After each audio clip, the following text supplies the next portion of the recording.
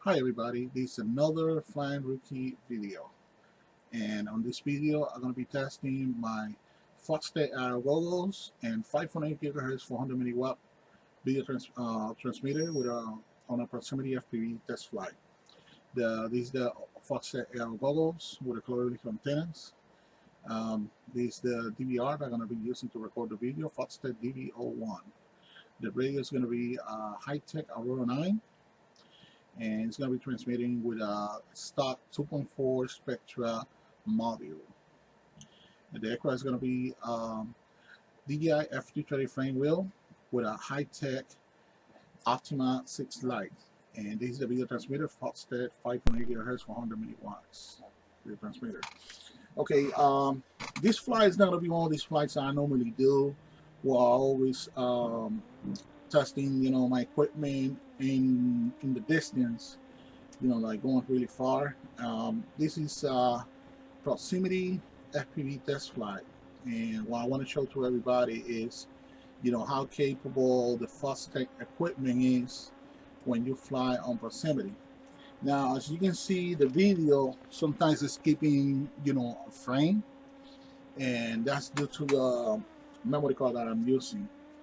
And yeah, like it happened right now. It's a class 4, so I believe it would be advisable to use anything, class 6 and up, even if the video is not being recorded on high definition, because this DVR isn't high definition at all. So, but still works, at least the nice thing about the DVR is decently record, it got a kind of decent resolution, not as great as all the DVRs on the market, like the DV02 or the one from Radio RC. But at least it does the job, in case of lose an aircraft with on a long distance flight. I can find the aircraft by reading the coordinates that I'm getting on the OSD. Because I'm using, not on this one, but some of my other aircrafts, they do have the Breeze OSD, Cyclops Breeze OSD, and that one gives you the coordinates on latitude and longitude, so I can rewind the DVR and find the aircraft in that way. Anyway, this flight, like I mentioned before, is all about proximity, and I had a lot of people asking me questions about, when I put these proximity flights, I go, for example, I don't post videos before on about this part over here. And some people, they ask me, how it's possible that you can actually do proximity on 5.8 when normally people use either 900 megahertz or 1.3 gigahertz. And the reason is that it's about, picking up the right, 5.8 equipment. Now, in my case, I'm somebody that always advocate against, FPV ground stations. And not that there's something bad with them. I just don't like the clutter, for dealing with a lot of equipment and tripods and all this stuff. What I like to do is just put my goals and go. So I've been trying to push my equipment to the limits and see how far I can go and how bad the signal is going to degrade as I go, either on flying out of the open, going on long distances, or when I want to fly like behind obstacles that I'm doing right now. At this point, on this part of the park, believe it or not, I'm like way over 650 feet. So that will be like around probably 200 meters, between 175 to 200 meters away from where I'm standing, from where I'm sitting. And as you can see, I can still see one fly.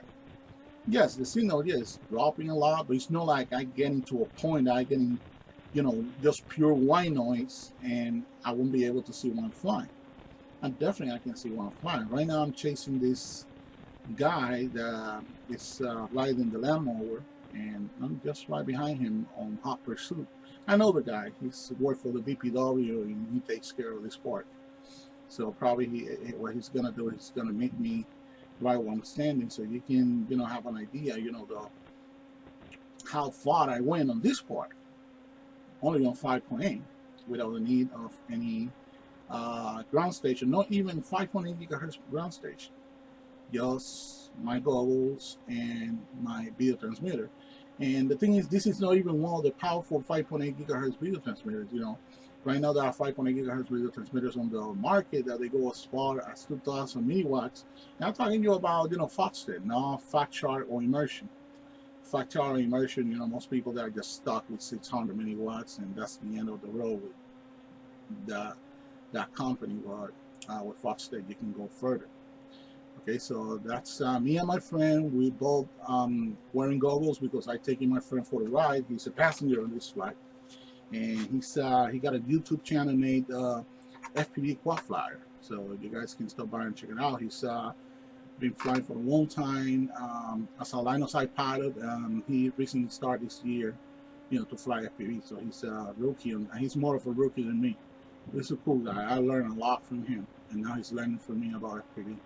So anyway, right now, my friend, he lent this guy that is riding the lawnmower the video goggles so he can see, you know, how actually feel like.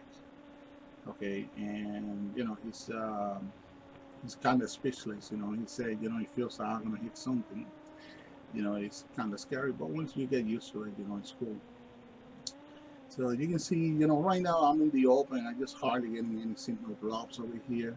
Even if there's no obstacles. I mean, 5.8 is not, you know, like a super crystal clear, you know, pure, you know, image, you know, kind of FPV frequency. But you know, for the price and for the way that it's available to everybody, and you know, versus the older, you know, frequencies, I think it's good. You know, when I go flying, I don't.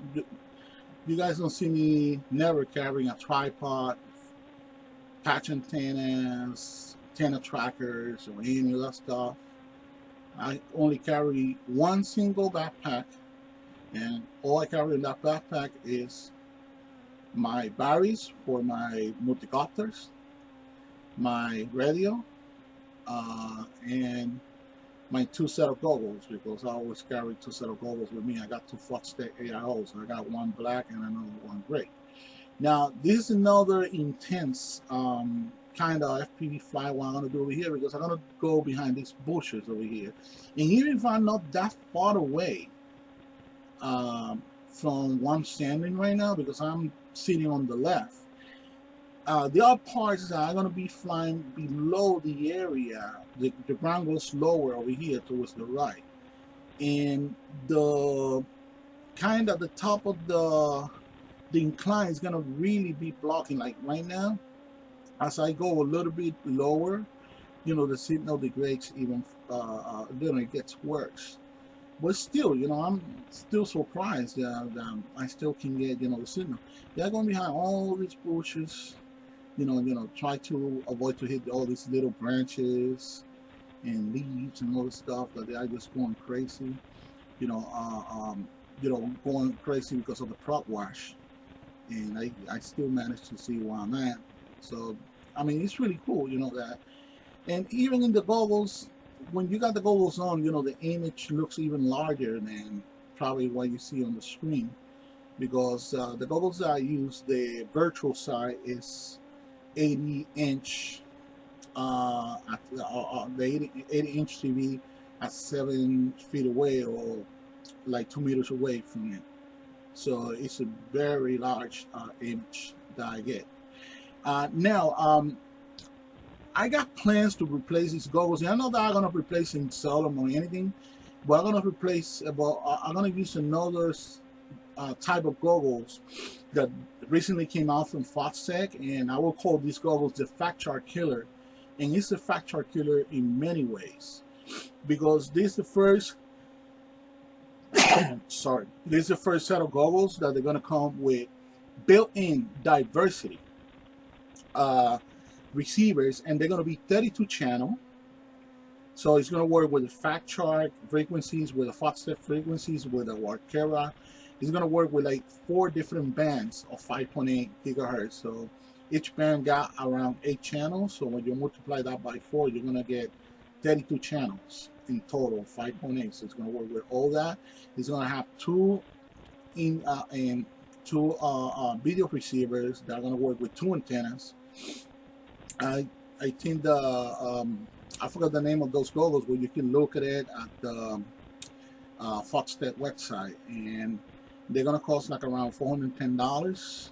And like I said, it's the first video goggles on the market that comes with built-in two way two video receiver diversity units.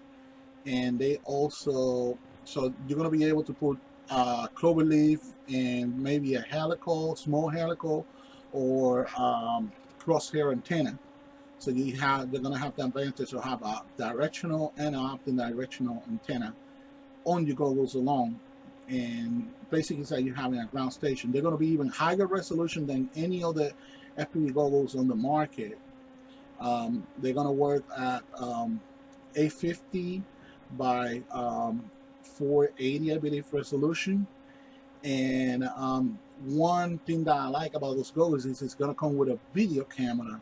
So, you know, for some of you that tends to, you know, take off or land on line of sight and then put your goggles on, you won't need to do that. All you have to just push a button and you will be able to see outside the goggles. You will be able to see your aircraft and will be able to take off and land. So that's going to be what I'm going to use to replace this goggle. So I'm going to be able to probably do this proximity FPVs even deeper in the woods, and I also will be able to go further away, since these goggles, they're going to allow me to have a directional and an omnidirectional antenna at the same time. And the best part is they're going to be made by Foxtech, and I always, as you can see on this video, you can see how great, you know, Foxtech products work.